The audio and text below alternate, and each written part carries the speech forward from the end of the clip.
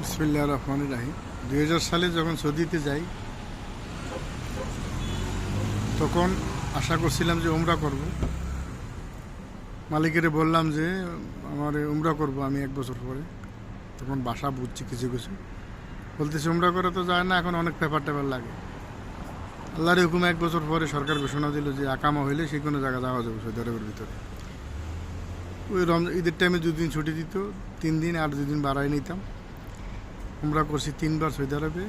এইবার বাহারান থেকে গত রমজানের উমরা করছি আলহামদুলিল্লাহ। 3 বার 4 বার আল্লাহ মক্কা মদিনা নেওয়াইছি আলহামদুলিল্লাহ। আবারও ইনশাল্লাহ যাব, সবাই দোয়া করবেন।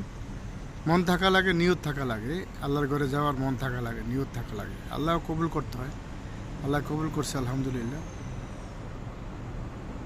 বাহারান আছি এখন, মোটামুটি ভালো আছি আলহামদুলিল্লাহ। সবাই দোয়া করবেন আমার জন্য, আপনাদের প্রতি দোয়া রইল। আসসালামু আলাইকুম।